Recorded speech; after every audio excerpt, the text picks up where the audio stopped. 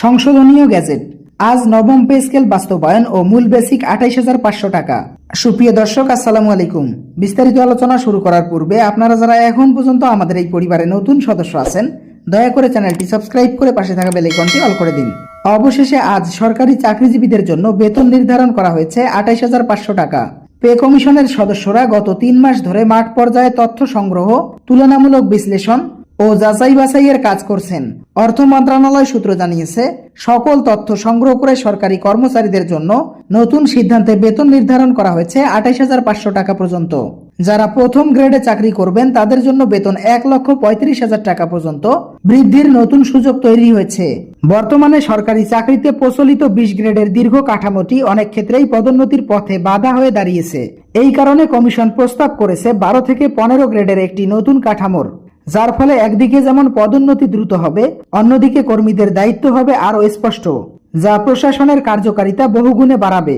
Doctor Salauddin Ahmed জানিয়েছেন, নতুন কাঠামোর শুধু মূল বেতন নয়, ভাতাতেও আসছে বড় পরিবর্তন। বিশেষ করে চিকিৎসা ভাতা, যা বর্তমানে ১৫০০ টাকা, এটিকে বাড়িয়ে ৩,০০০ টাকার বেশি করা হচ্ছে। পে কমিশনের চেয়ারম্যান জাকির আহমেদ খান বলেন, বাড়ি ভাড়া ভাতা, যাতায়াত ভাতা নতুনভাবে পুনর্গঠন করা হচ্ছে। বিশেষ করে ঢাকায় কর্মরত কর্মকর্তা কর্মচারীদের জন্য উচ্চতর বাড়ি ভাড়া নির্ধারণের আলোচনা হয়েছে। এই আলোচনায় সরকারি কর্মচারীদের ঢাকা শহরে বাড়ি ভাড়া ৭৫% বৃদ্ধি করার সুবিধা নিয়ে ইতিবাচক মন্তব্য দিয়েছেন পে কমিশন। পাশাপাশি রাজস্ব আদায়, জনসেবা ও উন্নয়নমূলক কাজে সরাসরি যুক্ত বিভাগগুলোকে দেওয়া হতে পারে প্রণোদনা ভিত্তিক ইনসেনটিভ। দর্শক, ভিডিওটির এই মুহূর্ত পর্যন্ত এসেও যারা এখন পর্যন্ত আমাদের চ্যানেলটি সাবস্ক্রাইব করেননি, দয়া করে সাবস্ক্রাইব করে পাশে থাকা বেল আইকনটি অল করে দিন। কমিশনের এক সদস্য জানিয়েছেন, সর্বনিম্ন বেতন ২৮,৫০০ টাকা ও সর্বনিম্ন ১,৩৫,০০০ টাকার মধ্যে নির্ধারণের প্রস্তাব বাস্তবায়ন করা হয়েছে।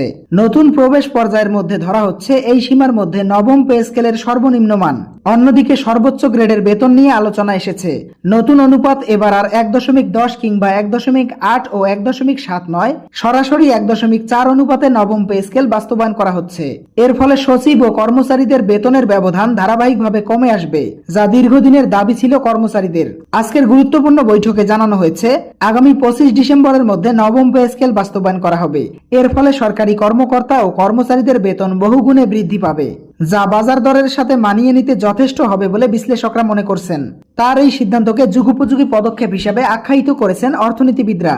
নতুন বেতন তালিকায় সরকারি কর্মকর্তা ও কর্মচারীদের জন্য যেমন সুযোগ সুবিধা বৃদ্ধি করা হচ্ছে, ঠিক একই পদ্ধতি অনুসরণ করে পেনশনারদের জন্য ১০০% পেনশন সুবিধা কার্যকরের নতুন সিদ্ধান্ত বাস্তবায়ন করা হবে।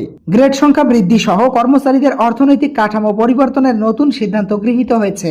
২০১৫ সালের গ্রেড পরিবর্তন করার ফলে সরকারি কর্মচারীদের মাঝে থাকা বৈষম্য চিরতরে মুছে যাবে বলে জানিয়েছেন ঊর্ধ্বতন কর্মকর্তারা। কর্মকর্তাদের জন্য এই সিদ্ধান্ত যুগোপযোগী সিদ্ধান্ত হিসাবে গণ্য করছেন প্রধান উপদেষ্টা। আজকের বৈঠকে অর্থ মন্ত্রণালয় থেকে নতুন একটি প্রতিবেদন সহ গ্যাজেট প্রকাশ করেছে pay commission. Doctor Salauddin Ahmed জানিয়েছেন, আমরা পে কমিশনের সঙ্গে নবম পে স্কেল বাস্তবায়ন করার লক্ষ্যে কাজ চালিয়েছিলাম। অবশেষে তা বাস্তবায়ন করার মাধ্যমে সরকারি চাকরিজীবীদের ভাগ্যের পরিবর্তন ঘটানো সম্ভব হলো। দর্শক, আজকের ভিডিওটি এই পর্যন্তই। আশা করি ভিডিওটি থেকে অনেক উপকার পেয়েছেন। যদি পেয়ে থাকেন তাহলে অবশ্যই আমাদের চ্যানেলটি সাবস্ক্রাইব করে পাশে থাকা বেল আইকনটি অল করে দিন।